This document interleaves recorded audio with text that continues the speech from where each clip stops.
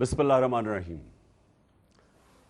جڑا والا اور منڈی بہاؤدین دو جگہ سے میں آج خطاب کر رہا ہوں، تو میں پہلے تو آپ سب کو سلام پیش کرتا ہوں کہ آپ نے اس بھرپور طریقے سے ہماری مارچ کے اندر آج شرکت کی، تو آپ کا بہت بہت شکریہ۔ آج میں سب سے پہلے تو آپ سے اور اپنی قوم سے جس چیز کی بات کرنا چاہتا ہوں وہ جو کہ آج ہمارے پارلیمنٹیرینز اور ہمارے سینیٹرز آج انہوں نے سپریم کورٹ کو پٹیشن کی ہے کہ اعظم سواتی کا جو ایشو ہے اس کو سنا جائے، جو اعظم سواتی سے زیادتی ہوئی، جو تشدد ہوا اور جو پھر وہ ٹیپ بھیجی گئی اس کے گھر پہ، جو کہ ہم سب کے لیے شرمندگی کا باعث ہے اس قوم کے لیے، اور پھر ارشد شریف کا جو اس کو قتل کیا گیا، جو اس کو اسیسینیٹ کیا گیا، شہید کیا گیا، اس کے اوپر، اور پھر میرا جو وزیر آباد پہ میرے اوپر جو قاتلانہ حملہ ہوا، اور میں ایک ایکس پرائم منسٹر اپنی ایف آئی آر رجسٹر نہیں کر سکتا اور کوئی اور ایف آئی آر دی، اور پولیس نے میری ایف آئی آر رجسٹر نہیں کی جبکہ پنجاب میں ہماری حکومت ہے۔ تو یہ ہم نے سپریم کورٹ کے پاس لے کے گئے ہیں، اور مجھے امید ہے کہ ہمارے آنریبل چیف جسٹس اس کو سنیں گے، کیونکہ یہ ایک پاکستان کی تاریخ میں جو انگریزی میں ڈیفائننگ مومنٹ کہتے ہیں، فیصلہ کن وقت ہے کہ ہم اپنے ملک کو قانون کی بالادستی کی طرف لے کے آئیں۔ اور یہ میں اس لیے بھی کہہ رہا ہوں کہ آج کل سوشل میڈیا کا زمانہ ہے، ساری دنیا کی انفارمیشن ہمارے پاس آ جاتی ہے۔ برطانیہ میں جو ابھی شہباز شریف سے ہوا وہ ساری قوم کے سامنے آیا کہ اس نے کہا جی میں ملک کا پرائم منسٹر ہوں اور اس لیے عدالت میں نہ پیش ہوں، تو انہوں نے اس کے اوپر فائن کیا، اس کے اوپر انہوں نے فائن کر کے 1.5 کروڑ روپے کا، اور اسے کہا ڈیٹ دی کہ پرائم منسٹر ہو یا نو ہمیں نہیں فرق پڑتا، قانون کے سامنے سب ایک برابر ہیں۔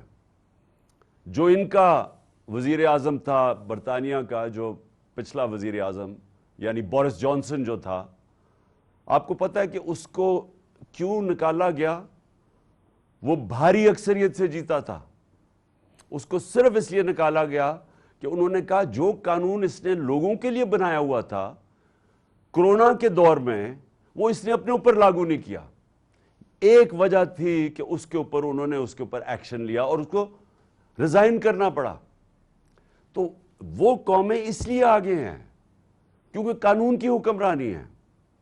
انگریزی میں قانون کی حکمرانی کو کہتے ہیں رول آف لا، اور رول آف لا میں جو میری جو تحریک 26 سال پہلے میں نے شروع کی تھی، انصاف کی تحریک، یہ قانون کی بالادستی کی تحریک ہے، انصاف کی تحریک ہے۔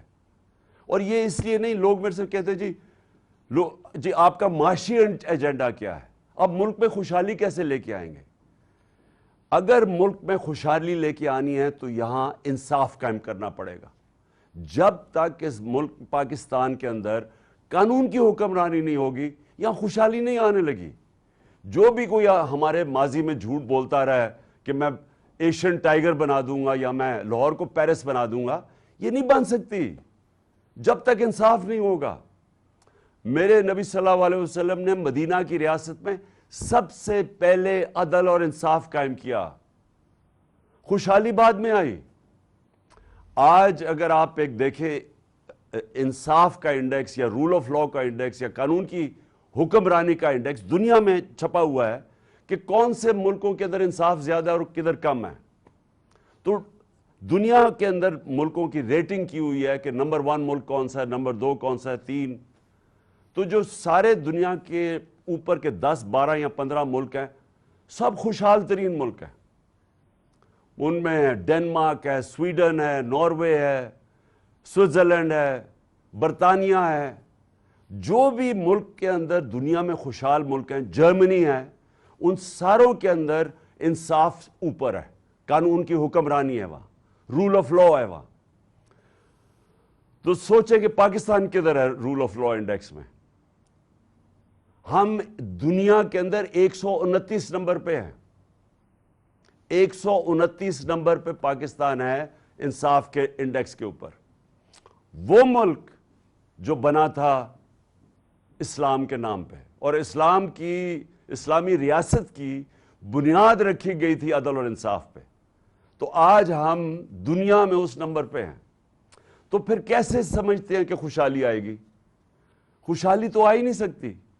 میں آپ کو ایک مثال دیتا ہوں کہ شیر شاہ سوری, اور میں بار بار لوگوں کو کہتا ہوں کیونکہ وہ بہت بڑا اس ہندوستان کا جو عظیم ترین سلطان سربراہ رہا ہے, وہ شیر شاہ سوری تھا.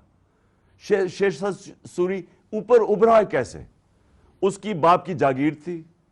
اس نے بہار کے اندر جو باپ کی جاگیر تھی, اس کے اندر سب سے پہلے بڑے بڑے ڈاکوؤں کا مقابلہ کیا. سارے جو قانون توڑنے والے طاقتور تھے ان کو اس نے مقابلہ کر کے یا وہ باہر بھاگ گئے اور یا قانون کے نیچے لے آیا. جب اس نے انصاف قائم کر دیا تو جو ارد گرد جاگیروں کے لوگ تھے, جو اور علاقے کے لوگ تھے, سارے بڑے بڑے تاجر اس کی جاگیر میں آ گئے. وہاں خوشحالی آ گئی اور ساروں کو نظر آنا شروع ہو گیا کہ سب سے اس کی جاگیر خوشحال تھی اور بہترین چل رہی تھی کیونکہ انصاف تھا. پاکستان کے اندر ہمارا یہ جو سٹرگل ہے, جو آج ہمارے پارلیمنٹیرینز, سینیٹرز جو آج سپریم کورٹ سے پٹیشن کر رہے ہیں, یہ ہماری تحریک انصاف کی ہے.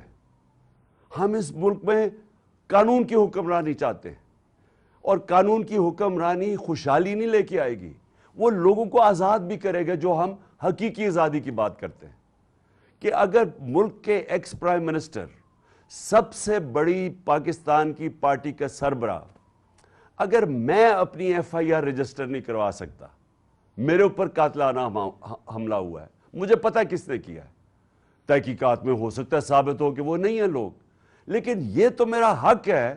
آئین مجھے یہ حق دیتا ہے کہ میں ان کی نشاندہی کروں اور ان کی انویسٹیگیشن کرواؤں. میں اپنی ایف آئی آر نہیں درج کروا سکا. پولیس بھی ہماری, پھر سے پنجاب ہمارے نیچے ہے, لیکن انہوں نے میری بات نہیں سنی, طاقتور حلقوں کی بات سنی اور نہیں ہماری ایف آئی آر درج کروائی. تو بات یہ ہے کہ اگر میرے سے یہ ہو سکتا ہے, اب سوچیں سارے پاکستان کے اندر عام آدمی کے اوپر کیا گزرتی ہوگی. دیہاتوں میں کیا ہوتا ہے؟ ساری سیاست دیہاتوں میں ہے, تھانہ, کچہری, پٹواری. کبھی سنا برطانیہ کے اندر یا سوئٹزرلینڈ میں یا اسکینڈینیویا میں کہ وہاں کوئی تھانہ کچہری کی کوئی ہو رہا سیاست ہو کہ میں اب تمہارے تھانے میں کام کرواؤں گا, کچہری میں کام کرواؤں گا, اس لیے مجھے ووٹ دو؟ وہاں کیوں نہیں ہے؟ کیونکہ وہاں انصاف ہے. انصاف انسانوں کو آزاد کرتا ہے. کیوں نہیں ہے یہ ان سارے ملکوں میں, برطانیہ میں, یورپ میں, یہاں قبضہ گروپ کیوں نہیں ہے؟ ادھر کیوں نہیں قبضہ گروپ لوگوں کی زمینوں پہ قبضہ کرتے ہیں؟ کیونکہ انصاف ہے. ان کی عدالتیں کمزور کو حقوق دیتی ہیں, کمزور کے پاس طاقت ہے کیونکہ عدالتیں ان کو قانون کے مطابق انصاف دیتی ہیں, اس لیے ان کی زمین پہ کوئی قبضہ نہیں کر سکتا. کیوں نہیں آج پاکستانی, 1 کروڑ پاکستانی ہیں بیرون ملک, یہ ان کے پاس جتنا ان کا سالانہ آمدنی ہے وہ تقریباً ہمارے 22 کروڑ کے برابر ہے. ان کی جو باہر پیسہ کماتے ہیں یہ تقریباً ہمارے جتنی ہے, 1 کروڑ پاکستانیوں کی. اگر یہ سوچیں کہ یہ سرمایہ کاری پاکستان میں شروع کر دیں تو پاکستان میں تو ہمیں ضرورت ہی نہیں ہوگی آئی ایم ایف کی یا یہ کسی اور لوگوں کے پاس قرضے مانگنے کے لیے. اگر وہ صرف سرمایہ کاری پاکستان میں کر دے تو ہمارا ملک تو خوشحال ہو جائے گا. اب سوال یہ ہے کہ وہ کیوں نہیں پاکستان میں سرمایہ کاری کرتے؟ ان سے پوچھیں. ان کو مسئلہ پڑ جاتا ہے کہ پاکستان میں پلاٹ بھی خریدتے ہیں نا, تو پلاٹ کے اوپر بھی قبضہ ہو جاتا ہے. ان کو یہی نہیں ہوتا کہ سب سے آسان چیز ہے پیسے کمائے میں پلاٹ لے لوں. جب پلاٹ بھی ان کے اوپر قبضے ہو جاتے ہیں اور عدالتوں میں جا کے پھنس جاتے ہیں, انصاف نہیں ملتا, تو وہ سرمایہ کاری کون کرے گا؟ وہ جا کے دبئی میں چلے جاتے ہیں, ملیشیا میں چلے جاتے ہیں, اور ملکوں میں سرمایہ کاری کر. پاکستان میں نہیں آ رہی, آتی ہے, تھوڑی سی آتی ہے.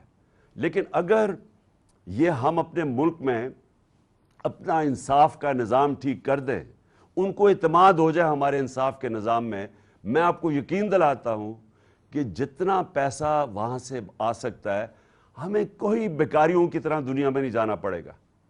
لہٰذا پھر سے میں کہتا ہوں 26 سال پہلے جب میں نے اپنی انصاف کی تحریک شروع کی تھی تو میں نے ایک چیز نشاندہی کی تھی کہ ہمارا مسئلہ ہی ایک ہے, یا انصاف نہیں ہے. کیونکہ میں نے تو ساری دنیا دیکھی ہوئی تھی, مجھے تو پتہ ہے خوشحالی کیوں آئی ہے وہاں. میں پاکستانیوں سے جو باہر رہتے ہیں, بزنس کرتے ہیں, میرا تو ان سے ملنا جلنا تھا, تو مجھے تو پتہ تھا کہ وہ کیوں بیچارے آنا چاہتے ہیں پاکستان. وہ بیچارے پاکستان میں انویسٹ کرنا چاہتے ہیں, لیکن وہ کیوں نہیں آ سکتے؟ کیونکہ ان کو یہاں اعتماد نہیں ہے. ایک انگریزی کا لفظ ہے کانٹریکٹ انفورسمنٹ. ان کو اعتماد نہیں ہے کہ ہمارا جو کانٹریکٹ آنر ہوں گے یا نہیں ہوں گے, تو وہ پیسہ نہیں لگاتے ہیں. سرمایہ کار ہمیشہ بزدل ہوتا ہے, کیونکہ سرمایہ کار نے اپنا پیسہ کمایا ہوتا ہے, وہ چاہتا ہے ادھر پیسہ لگائے جدھر اس کی آمدنی ہوگی. تو جب اس کو یہ خوف ہو جائے کہ میں اگر یہاں انویسٹ کروں گا تو یہ پیسہ میرا پھنس جائے گا, وہ کبھی پیسہ نہیں لگائے گا. وہ جتنا مرضی پاکستان سے پیار کرتا ہو, جتنا مرضی درد رکھتا ہو پاکستان سے, وہ سیلاب کے لیے ہم نے مانگے, اربوں روپے گھنٹوں میں اکٹھے ہو گئے, لوگوں نے پیسے دیے, لیکن سرمایہ کاری نہیں کرتے. تو لہٰذا یہ جو ہماری تحریک ہے, اور میں اللہ سے دعا کرتا ہوں کہ یہ جو ہماری حقیقی آزادی کی تحریک ہے, یہ دراصل انصاف کی تحریک ہے, اور یہ شروع ہوتی ہے جب ہماری عدالتیں کھڑی ہو جاتی ہیں. ایک لوگوں کے لیے جو سمجھتے ہیں ہم کمزور ہیں اور ہمارا طاقتور کے سامنے آمنا سامنا ہو گیا, تو لوگ چاہتے ہیں کہ ہماری عدالتیں ہمارے ساتھ کھڑی ہوں. میں وہ ونسٹن چرچل جو برطانیہ کا پرائم منسٹر تھا دوسری جنگ عظیم کے اندر, تو جب ہٹلر کی جو فوجیں وہ بالکل برطانیہ کے اوپر حملہ کرنے یعنی آنے لگی تھی برطانیہ کے اوپر, وہ فرانس کے بارڈر پہ کھڑی تھی, ان کے جہاز بمباری کر رہے تھے برطانیہ پہ, تو خوف میں لوگ جب اس کے پاس گئے اور پوچھا کہ ہم بچ جائیں گے, تو چرچل نے کہا کہ کیا عدالتیں انصاف دے رہی ہیں؟ وہ حیران ہوئے کہ جی عدالتوں کا کیا چکر ہے؟ انہوں نے کہا جی دے رہی ہیں. تو ونسٹن چرچل نے کہا کہ کوئی طاقت ہمیں تباہ نہیں کر سکتی جب تک ہماری عدالتیں انصاف دیں.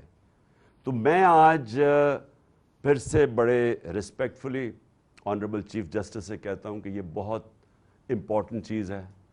پاکستان کا نمبر 1 انویسٹیگیٹو جرنلسٹ صحافی ارشد شریف کو شہید کیا گیا. اس کے اوپر پوری تحقیقات ہونی چاہیے.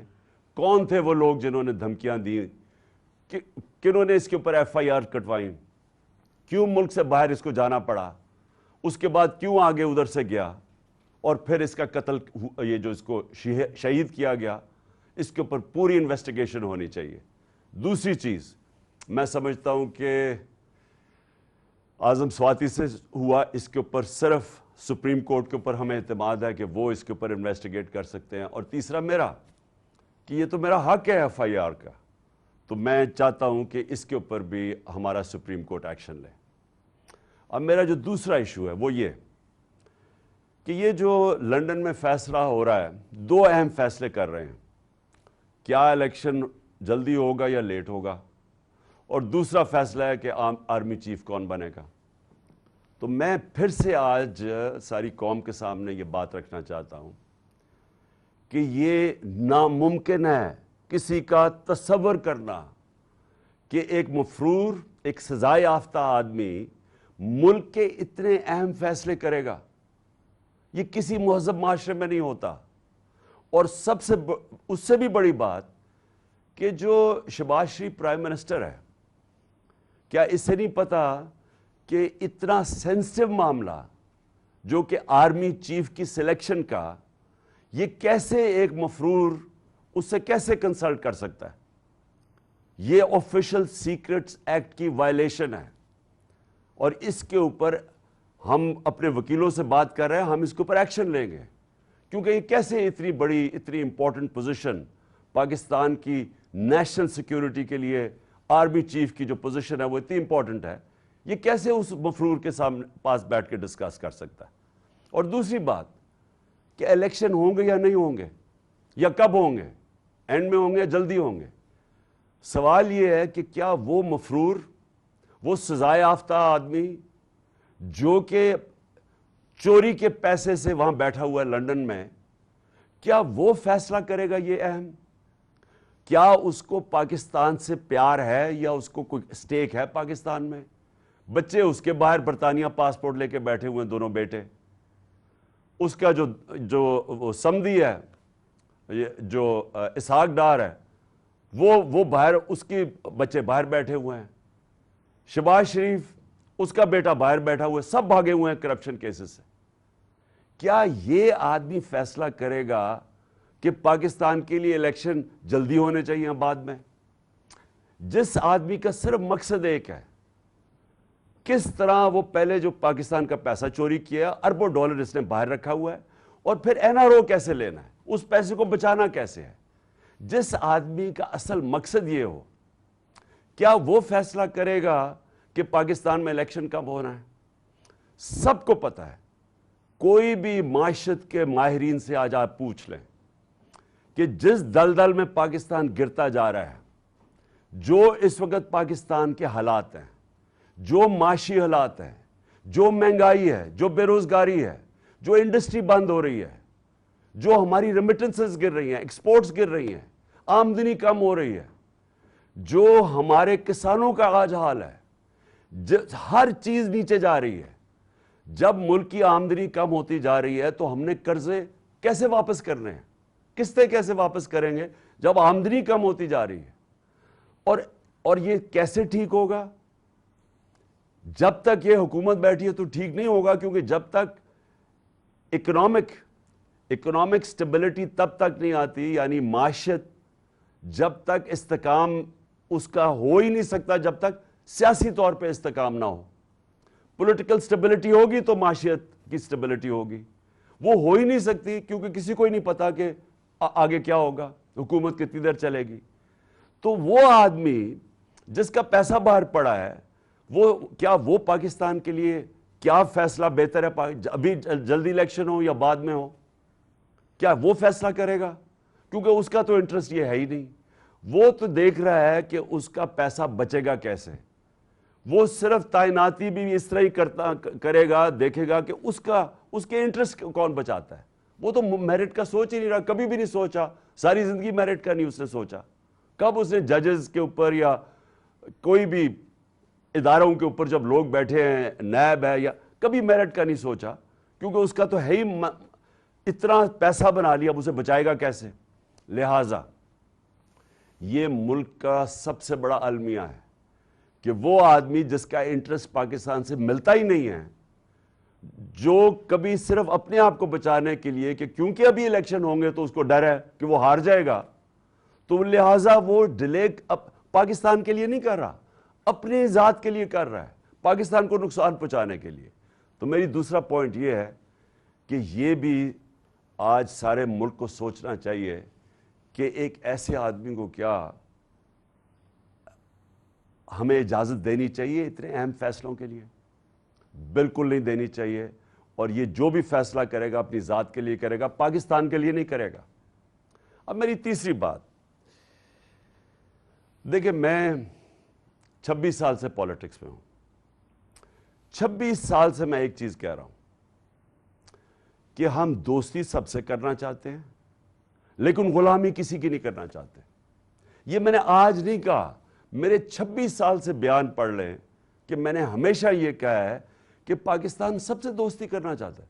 ہم تو اگر کشمیر کا مسئلہ ہندوستان تیار ہو جائے حل کرنے کے لیے، ہم تو ہندوستان سے دوستی کرنا چاہتے ہیں. میں نے کوشش بھی کی شروع میں جب میں اقتدار میں آیا، لیکن غلامی کسی کی نہیں ہم کرنا چاہتے.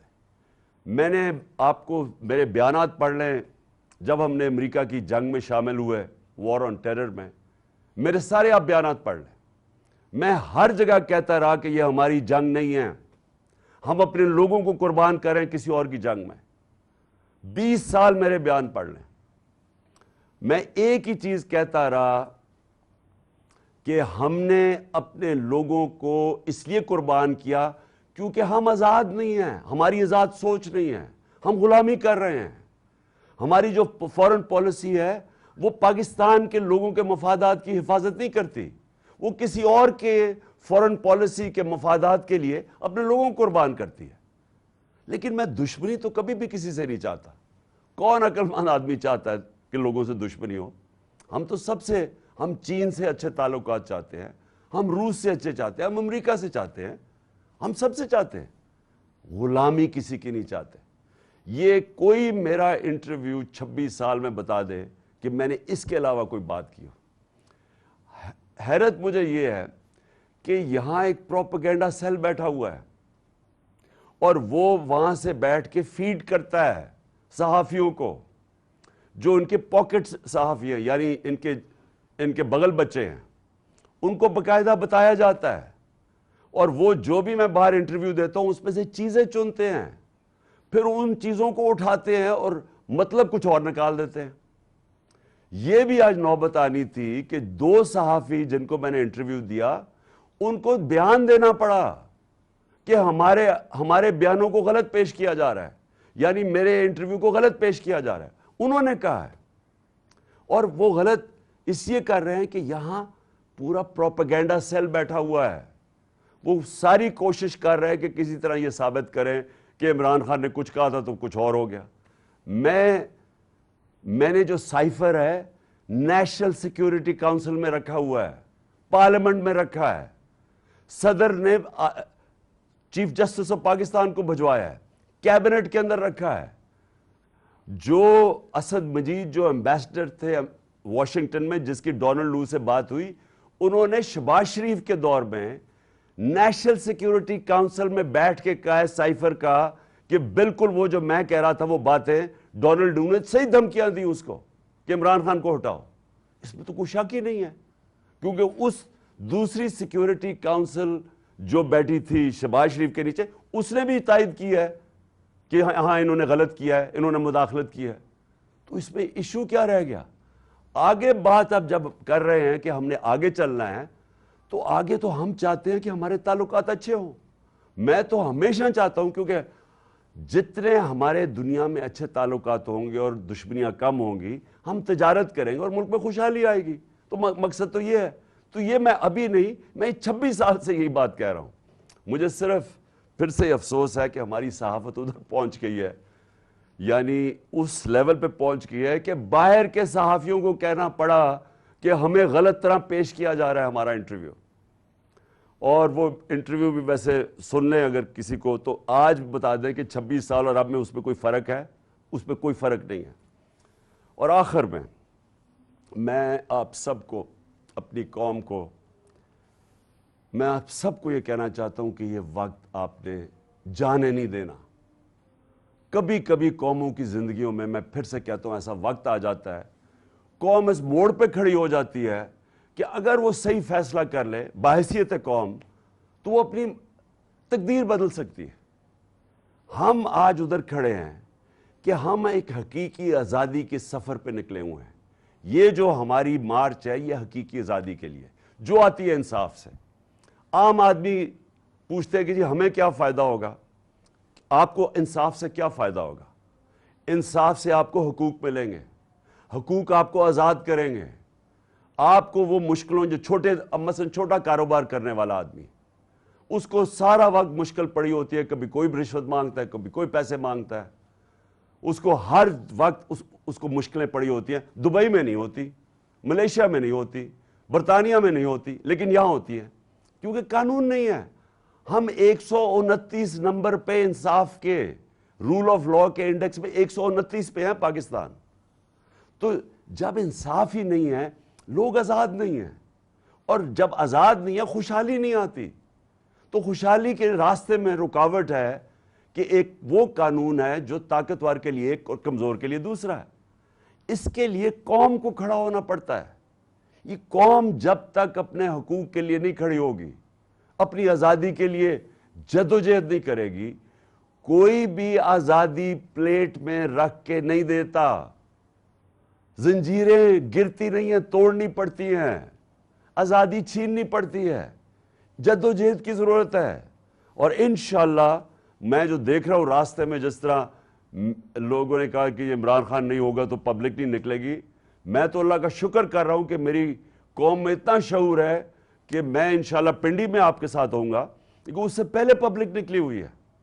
تو میں تو اللہ کا خاص آج شکر ادا کرتا ہوں، اور آپ سب کا کہ آپ نے جس طرح پوری آج شرکت کی ہمارے ساتھ، منڈی بہاؤدین میں بھی اور جڑا والا میں بھی، دونوں جگہ پہ بھی میں آپ کا شکریہ ادا کرتا ہوں. پاکستان زندہ باد.